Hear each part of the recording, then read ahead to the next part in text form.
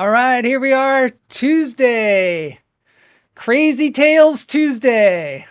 I'm Joel Marshall, your host. This is Lunch Therapy. Lunch Therapy is a place where you can go to feel better. That's the idea here. A shout out to anybody out there who might not be feeling well. Please come here. And for those of you that are feeling great, please come here and spread that great energy because some of us need it. I know I need it sometimes. Guignel says, wow, did anyone else see the YouTube ad for mud water while watching for Joel? I thought he made a really funny satirical commercial again. I don't know. Mud water. Yeah, so I think there's some changes going on because I'm a YouTube partner now. We're all, the hummingbirds are YouTube partners, I guess. So let me know if you see anything different in the chat or if anything blows up. Hopefully nothing will blow up. Let's get into the show. Hey, Guy Fly, how's your eye? I'm gonna get myself a modem. I'm gonna get myself a modem. I'm gonna get myself a modem. I'm gonna get myself a modem. I'm gonna get myself a modem. I'm gonna get myself a modem. I like it. The ads are giving me more content, I guess. So at the top of the show, every show, we breathe. And we're going to take in 3 deep breaths. In through the nose, out through the toes. Hold it. Let it go. We're underwater today. I have some great stuff today. I have a story, a crazy story that was suggested by Todd Lee about, I like to say it's about 2 of the worst drivers that I can think of. In through the nose, out through the toes. Hold it. Let it go. We're also going to see some rabbits. Very shortly, we're going to see some rabbits, a caged rabbit, and a free rabbit meeting for the first time. In through the nose, out through the toes. Hold it. That was provided for us by Kevin Sherman. Let it go. Kevin's been on the show. I saw this on his Facebook page. It's his rabbit in an undisclosed location. Vernus, I'm here, but when I do a chat, there's another show in Joel's place. Yeah, there's some crazy stuff going on. We don't know what it is, but maybe you'll report it back to me because I can't see it because I'm doing the show. Let's go for one more. This is a 4th breath. In through the nose, out through the toes. Hold it. Let it go. It is time now for the aforementioned rabbit. This is a little Watership Down experience. Here it is. There is the rabbit. Let's see what happens here. It's kind of tense. See, there's the jackrabbit. No, not a jackrabbit, just a wild rabbit. Coming to the caged rabbit. I don't know the rabbit's name. This rabbit appeared in a previous show where Kevin Sherman and I were passing things back and forth through Zoom. So this is a second appearance of this rabbit. Let's see, Vernus. Westworld just announced it's going back into production. Yes! That's cool. Watership Down is the best book ever. I agree. That was one of my favorites as a kid. And there were the caged rabbits, or the rabbits that lived in comfort, and then there were the wild ones. I don't know. Is it better to live in comfort? I agree. Yeah, a lot of us love that. Kamala loves that book, The Watership Down.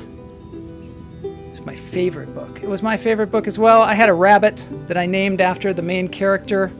I don't think I pronounced it correctly. I called my rabbit Fiver, but I think it was called Fiver. I also read the book about a couple of other Richard Adams books. Had no idea what was going on. There's one about a bear.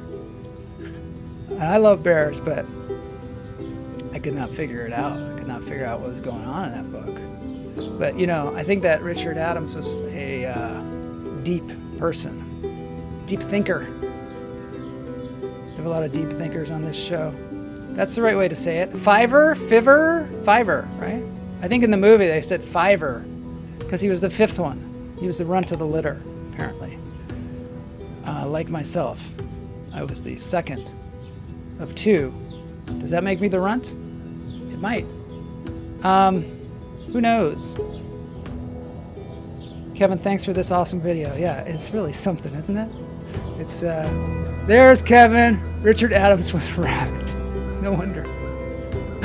No wonder he was a rabbit. I haven't seen the newer live action show of the Watership Down. I just remember the cartoon.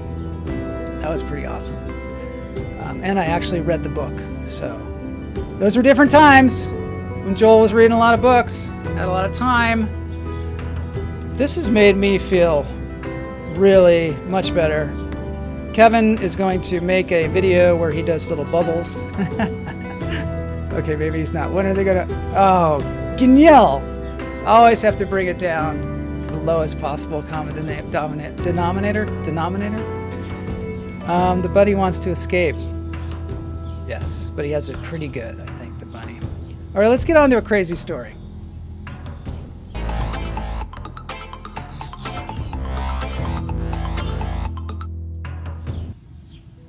Okay, people. Today I have a crazy story given to us by Todd Lee. This is the West Seattle Bridge. This is footage from the Seattle Municipal Archives. West Seattle Bridge is a bridge that goes from... Yes, I don't know what's happening over here. Oh, the rabbit just disappeared. I don't know what's going on, but maybe you'll help me, Vernus, figure this all out when you figure it out. So West Seattle Bridge, main part of Seattle, and then there's West Seattle. To get there, you have to go on a bridge. That bridge was apparently called the Jeanette Williams Memorial Bridge. Okay, so right now, oh, this is not helping me. This is not helping me. Let me show you what, okay, so here's the bridge. Yes, this is what happened.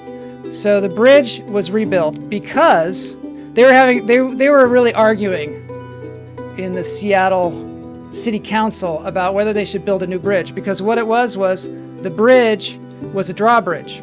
And because this was a super bottleneck, here you can see here, there's a drawbridge. This is the old bridge. So the drawbridge would go up and it would stop traffic and the boats had to go through. And they said, we need to build a new bridge that's like higher so the boats can go underneath and there's no drawbridge. So they could not figure out how they were going to pay for that. It was 1978. And then this guy, Rolf, he solved the problem. And how did he solve the problem? He drove, let's see if I can show you this boat. This boat right here, which is called the Chavez. It's a ship. It's a giant freighter ship. Rolf was driving this giant freighter ship, and I guess he was captaining it. And he was maybe a little drunk. He was kind of known for being drunk. And he was kind of older, and he smashed into the bridge. Yeah, in 1978. He smashed into the bridge. The bridge was stuck open. Here's the damage that occurred. The bridge was totally stuck open.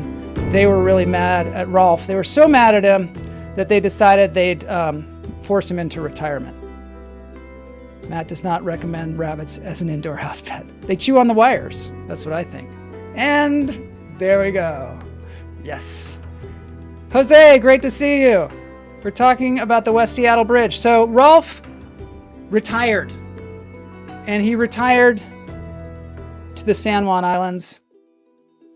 And he and his wife, Ruth, Rolf and Ruth Nesland, lived on Lopez Island, which a lot of you know is part of the San Juan Islands up in Seattle. Beautiful place to live. So you'd think, oh, this is idyllic. He was a sea captain. Now he retires to Lopez Island. What time is it when a ship sits on your bridge? Time to get a new bridge. Time to get a new rabbit, Guignol says. Nice. So yeah, San Juan Islands. So there they are. You'd think like, oh, this is the best. This is the greatest time. We're hanging out. We're in retirement. But they proceeded to just get really, really drunk. Every night they get super drunk. You know, maybe it was because Rolf crashed that 550-foot freighter into the West Seattle Bridge. He was, working it out through alcohol, which sometimes people do.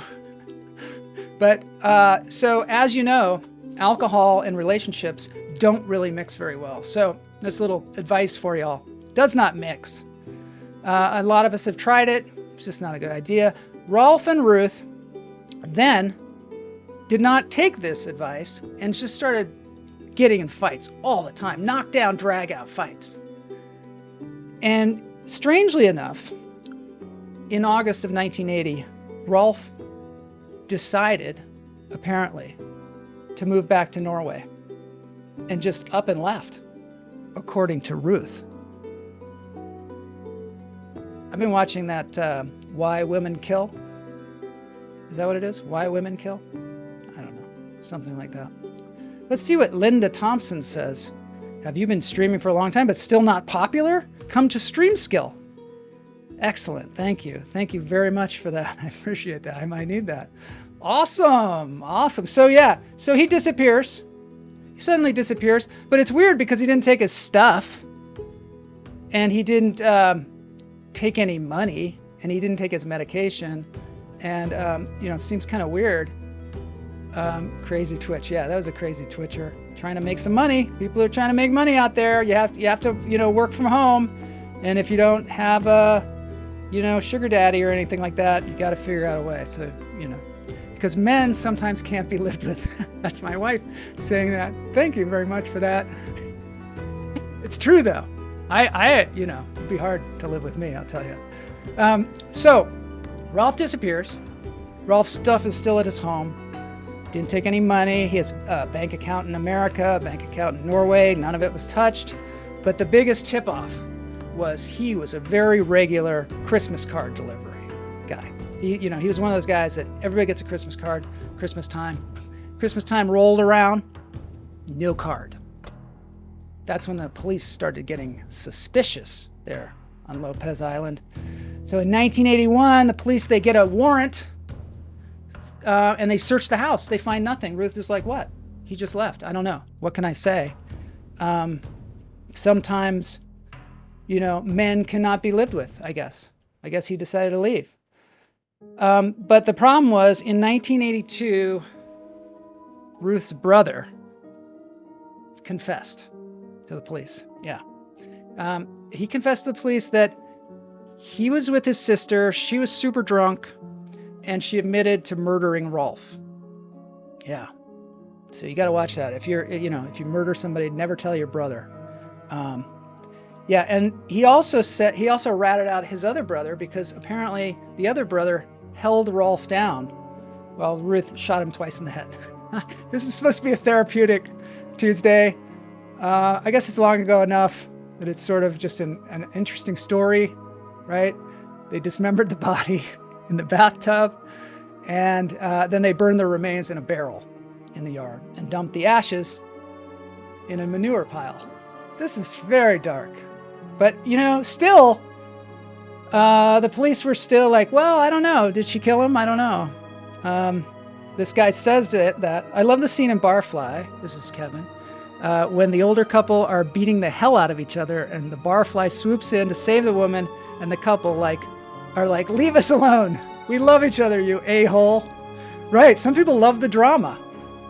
She's Louise. I know. Ginny Sykes would love the story. I should have had her on, although she'd get into the real grisly details. She'd probably have pictures. Speaking of pictures, I have some pictures. So when's the bridge going to be fixed? Yeah, so those of you. So here's a picture.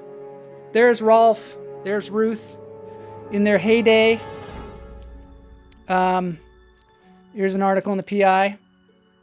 Wife took money before she killed ship's pilot. Oh yeah, before he disappeared, she took a bunch of money out of his bank, something like $80,000 or something. I don't know.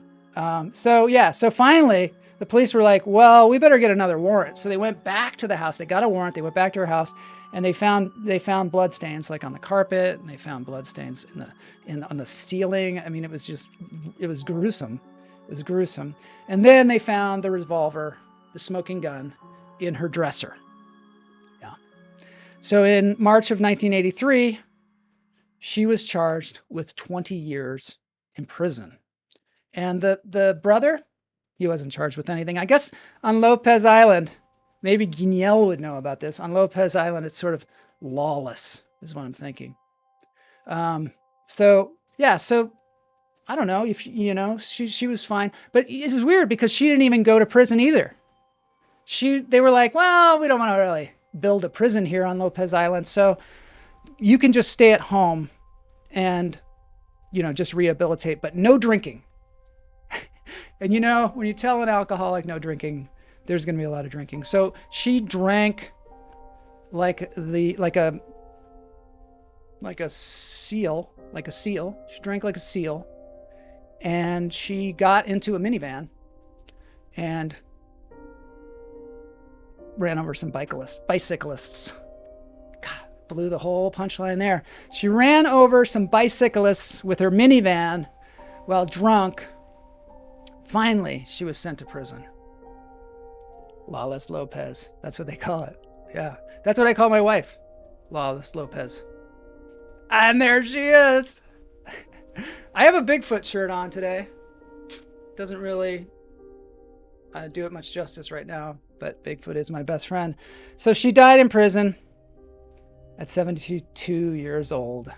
And that's the story. Yay. Okay. That was the crazy story for today. Thank you, Todd Lee, for calling attention to that and they did. Oh, the moral of the story is, if you want to get a bridge built, get a drunk to run a huge ship into it and smash it so that it's stuck up and everybody's pissed off, and then they gotta do something about it.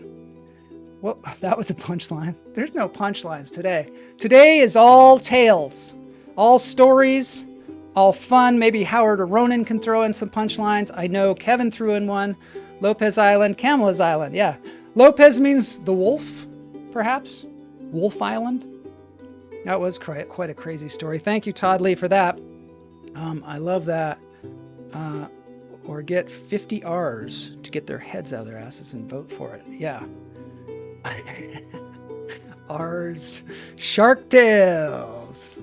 Yeah. So behind me are some whales and sharks, and I just thought, that would be calming. But we're going to do something super calming now. And we are going to head into the Tingle Storm. These are two guys.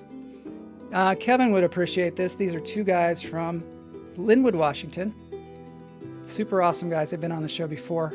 They call themselves Healing Vibrations. Healing Vibrations. They are on YouTube. They are masters of the calming relaxation scene. So let's get in there.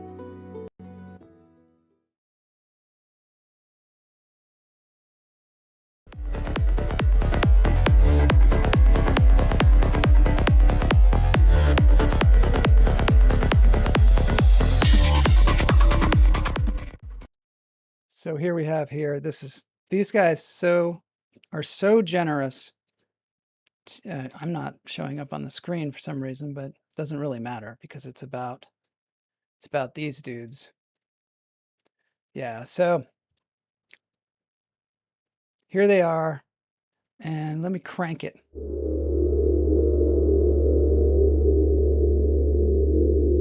The whales have a name. What's the rabbit's name, Kevin? So yeah, Healing Vibrations.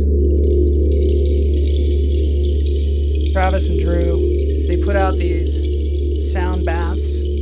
This is a recent one. It is called Tingle Storm. They build these sets, they light them, they video this, they do them live. You can go at any time. and watch them on YouTube for free. But also you can join in live just like this, and you can chat. And will they give me money? Oh yeah. Oh, Kevin, big time for that video. Big time. Let's see. Okay, so I don't know what that thing is there that he's doing. It's got like a weird little wormy thing.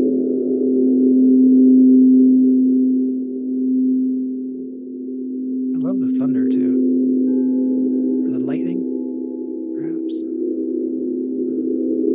How many shows do you know where you get to Tingle Storm, Healing Vibrations?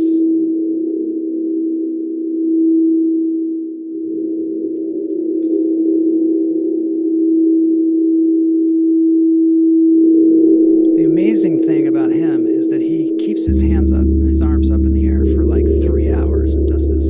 I don't know how he does it. It must be that Linwood air. I think they live in Seattle now. I wonder if they take the West Seattle Bridge when they go to their studio.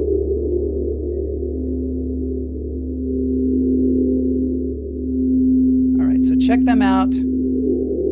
They're awesome. Anytime you're feeling stressed, or if you want to enlighten your chakras. Can they hear you? Is that why you're whispering? I'm whispering so that you can get the full experience of the sound bath. It's like golf. They can totally hear me. They might hear me because they might watch the show. They do. Yeah, it's hilarious. All right, let's move on to the next thing. That's what they do in golf, right? They might hear you, right? These are some red pandas. I love the red pandas at the Oregon Zoo, so I'm going to inflict that on you once again. Almost as cute as the bunnies. These are them just chomping down some chompers. They're climbing for snacks. They don't look like they're real, right? I mean, I would think if I were to see that at Disneyland, I'd be like, that is animatronic. That's not real. They call these chunks because they're just so damn cute over there at the Oregon Zoo that they call the food chunks. And then they have red pandas chomping the chunks. West Seattle Bridge is fucking closed. Ah, that's the punchline of the story. It's broken and closed. Somebody get a ship over there. Neil, get your paddleboard. Crash into that thing. It's the only way to get a new thing built. They seem to chew their tongues out. I know, they must bite their tongues all the time.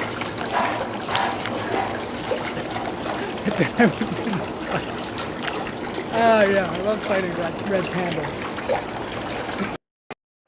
All right, next thing. Oh, this is a GoPro. This is one of my favorite piano players. Jose says, why does the panda look like it got hair advice from George Clooney in his ER days? What do they call that? The modified Caesar? I actually know the name of his hairdo. Someday we're going to have to do famous hairdos and their origins. And we'll have that, the modified Caesar from George Clooney in ER. Does anybody remember that? Is it only me? Only me? I want a red panda, daddy. I want a red panda, daddy. Veruca Salt. If you haven't seen Willy Wonka recently, I saw it was playing on Wilshire, I think. Yeah. If you're brave enough to go to a movie theater with the Delta variant, that's a hairy. Yeah, look at that nose. So this is the guy. He said I could play his videos on my show. His name is Paul Barton, and Paul Barton is an incredible pianist, and he also rescues elephants in Thailand. So there, Guignel. Flight attendant humor. What, you haven't seen that? I want a red panda, daddy. Daddy?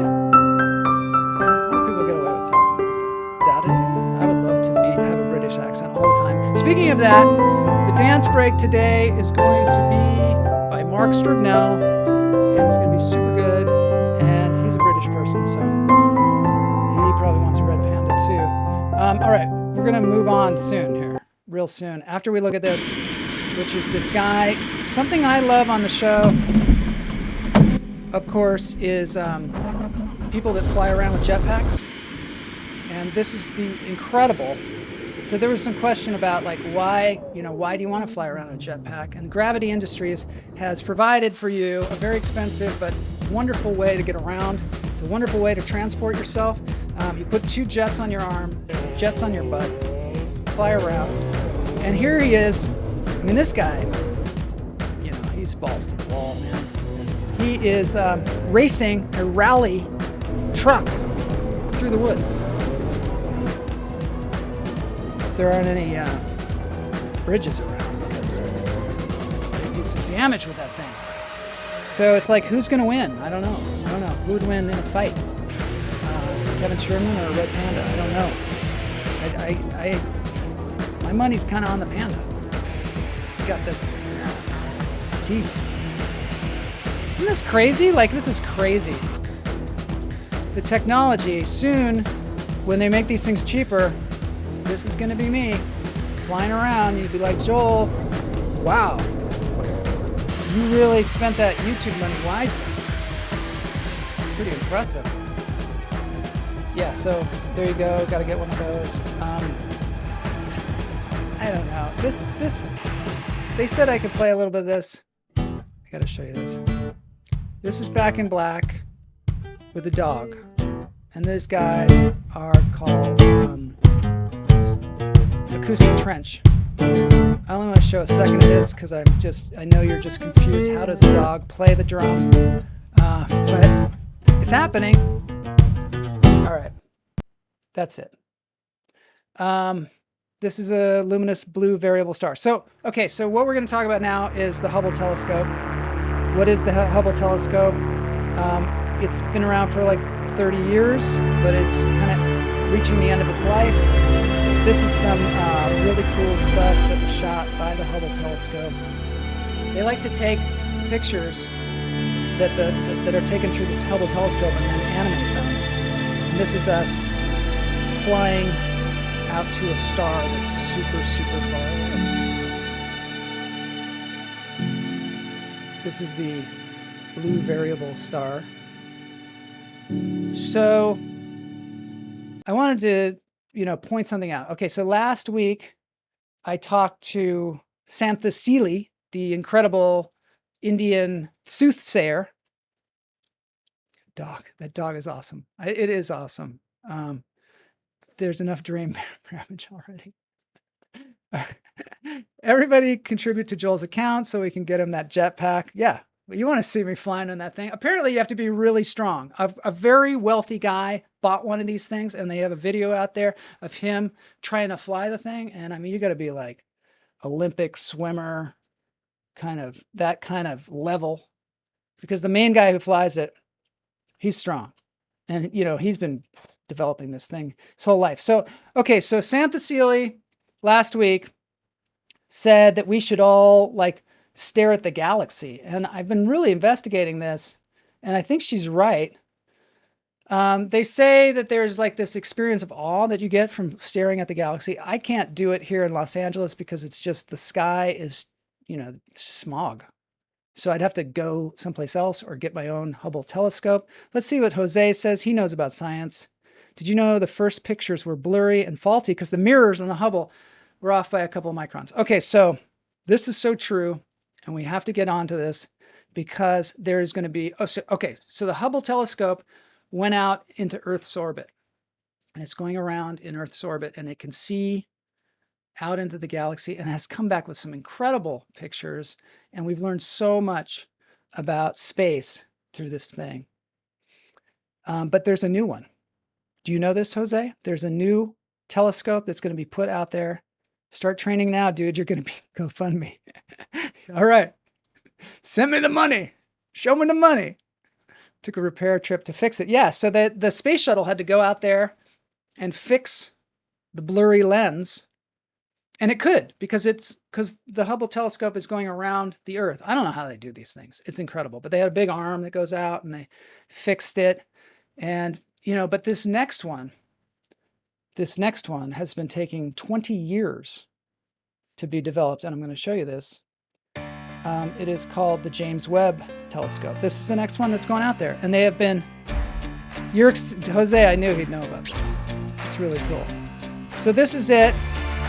It is bigger, better, faster, stronger, and it's going to be able to see 1,000 times farther than the Hubble. Hey, Loretta. Good to see you. We're just getting into the James Webb telescope here, which is the next telescope that NASA's going to put out. And it's been taking a long time.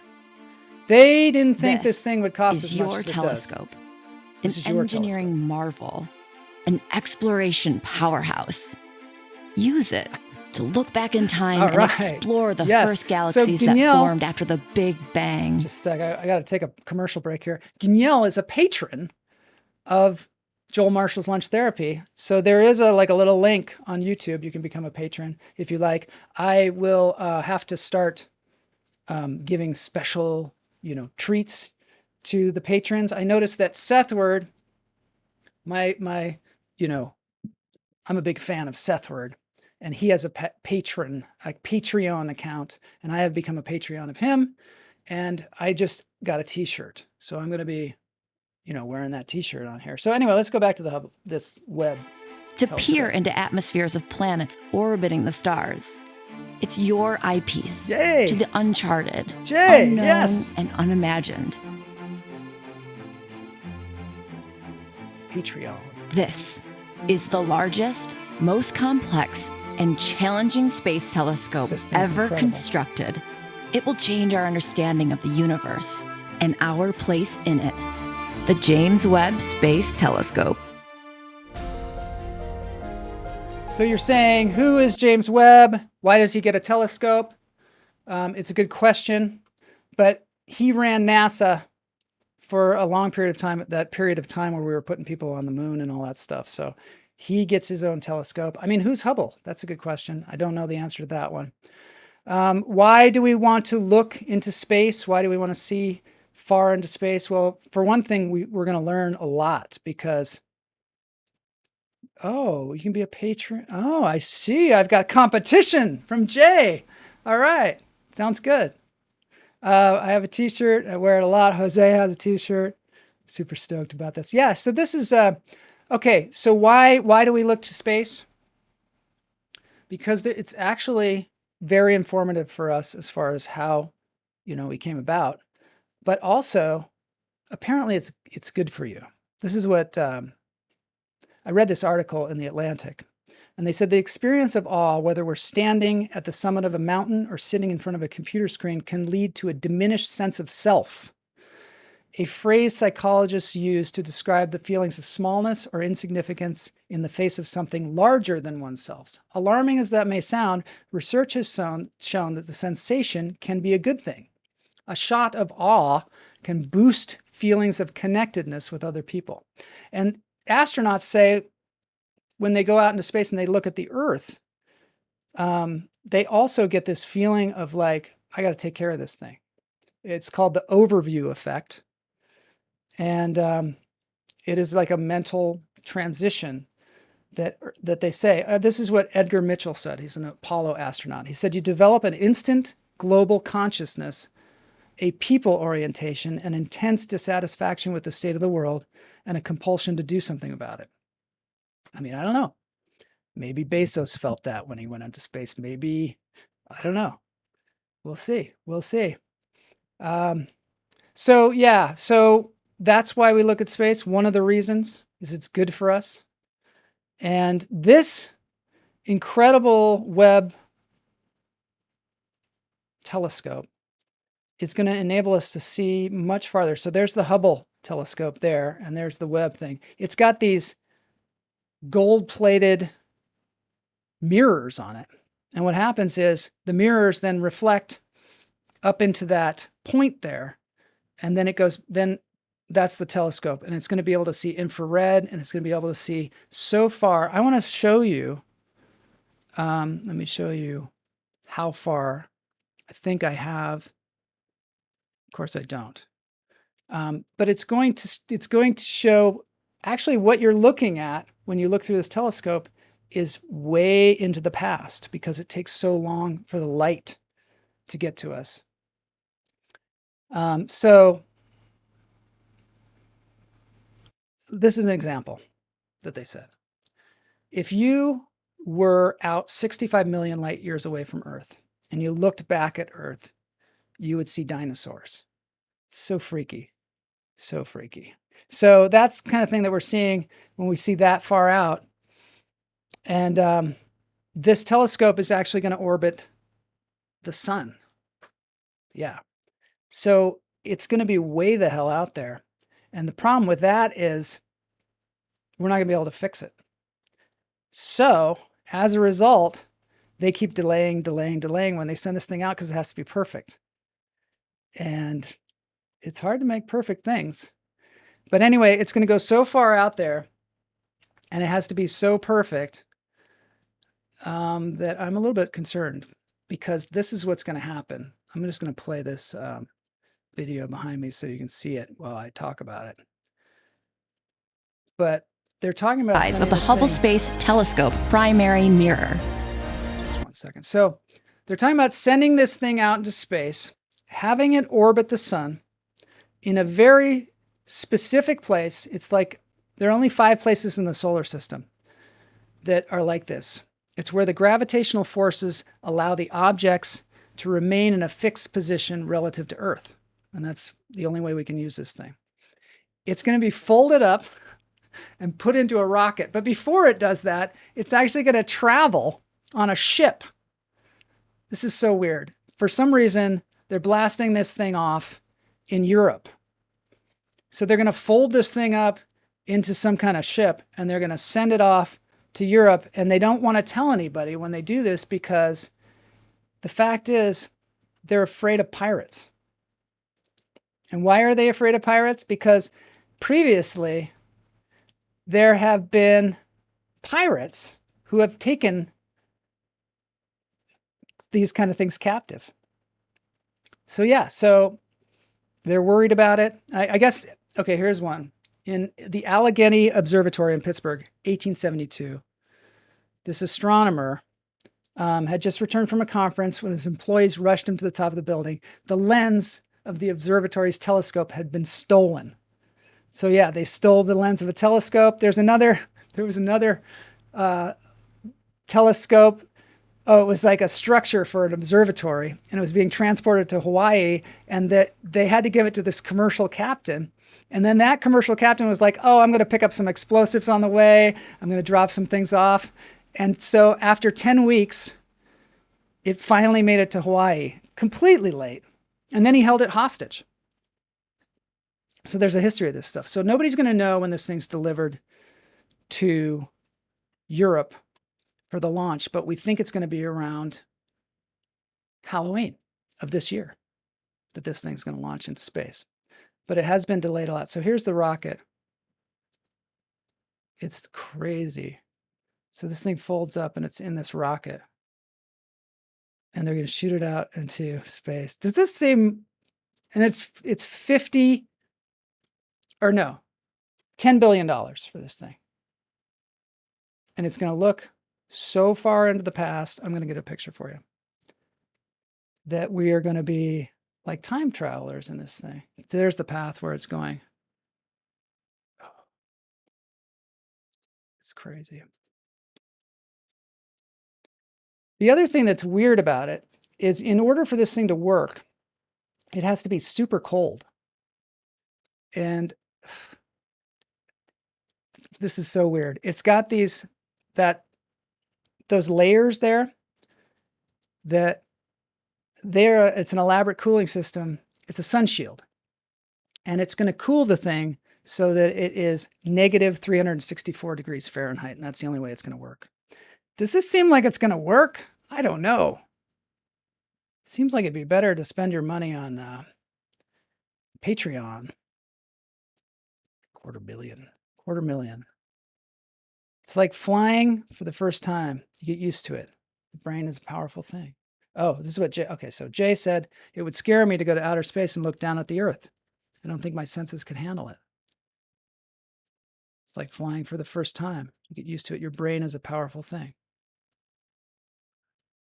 Oh, GoFundMe is asking me how much you want to raise for, how much does a jetpack cost? Kamala says $250,000. All right, we're moving on. Hubble telescope, now the Webb telescope. We're just going to have to track this thing. Have to track the trajectory. Maybe we'll take bets on it. How many people think that this thing is going to work? And how many people think it's not? It's crazy, all this stuff. All right. Make some for $10 billion and then strap it on top of a rocket and just launch it out into space. Wow. But we're going to almost be able to see back to the Big Bang. I mean, like really far in the past. I mean, that's kind of seems like it might be worth it, right?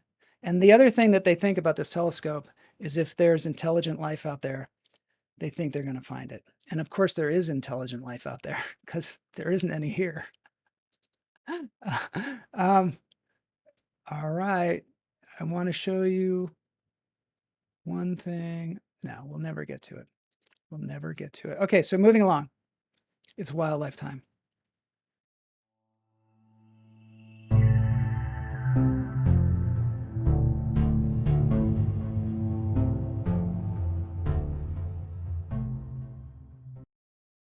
All right, people. It's time for the tiger portion of the show. That was tough, the Webb thing. I don't know if I explained that well enough, but we're going to just have to track it. It's just an incredible telescope it's a time machine. We're going to see way into the past. We might learn about the origins of the universe. But right now we're going to learn about tigers because it's Tiger Tuesday. Yay. I love tigers. Tigers, weirdly enough, are the third largest land carnivores. Tigers are. And what are the other two? That's a question for y'all. They are bigger than lions. You would think they'd be like smaller than lions, but they are actually bigger. And let me see if I can get some music going here. That's too mysterious. Here we go. So yeah, tigers, the question raised today is, do tigers have webbed feet? And the fact is they do have webbing between their toes. I remember we were saying this about another animal. I think it was the polar bear. Lions.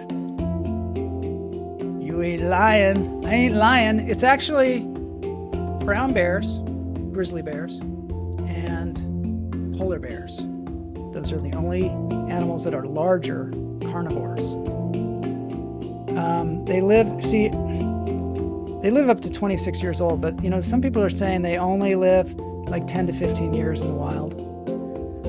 Of course, we have the usual question, what are a group of tigers called? Which they don't like hanging out together. I'll tell you that.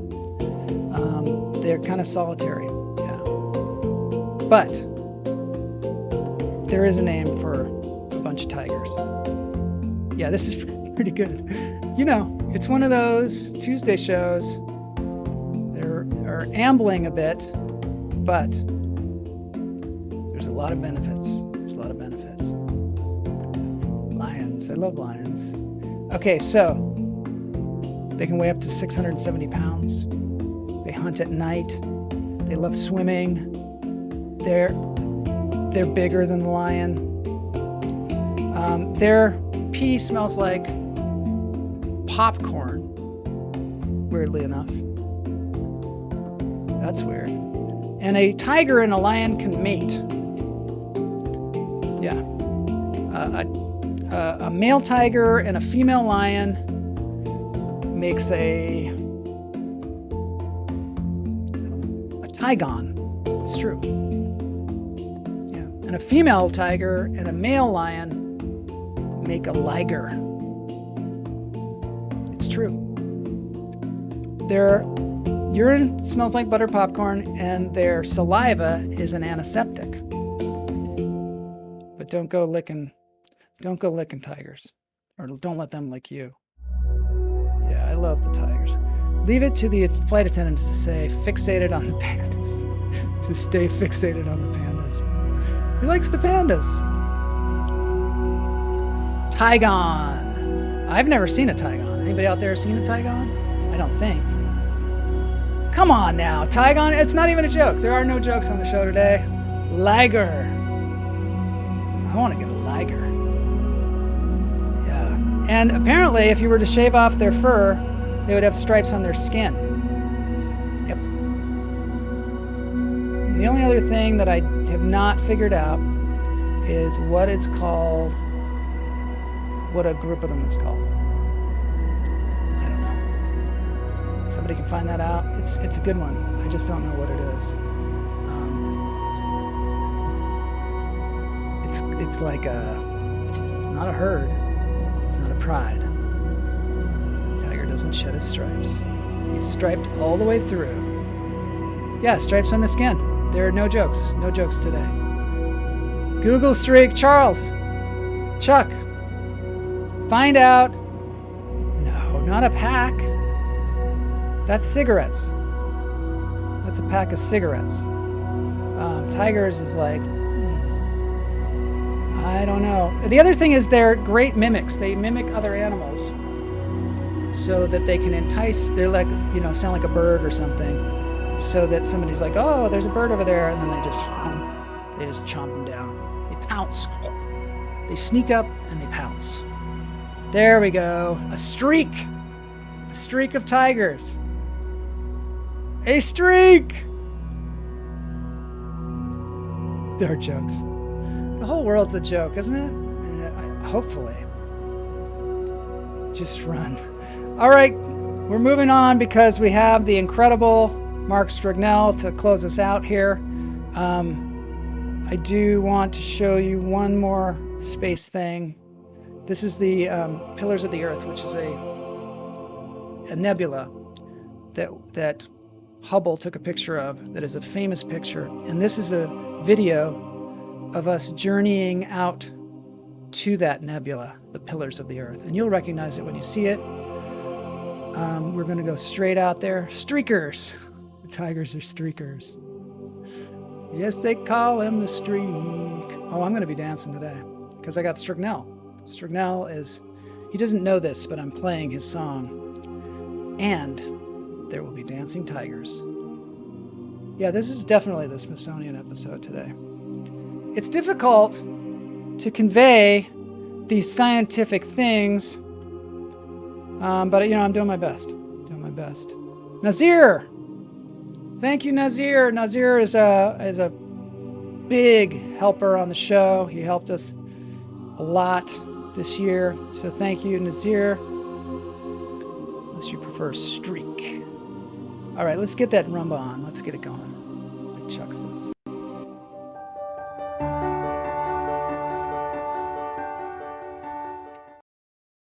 I hope this was therapeutic for you today. Here's Mark's subscription thing. You got to go over there and subscribe to Mark Strugnell. And this is the Red Hot Chili Peppers. I did change the video because it wasn't a video of Mark playing. It was just his face over and over again.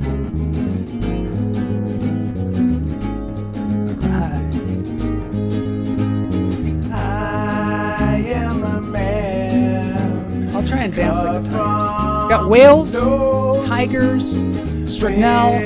What more could you want? Me dancing like a tiger. I don't think I can do that. Soft but estranged.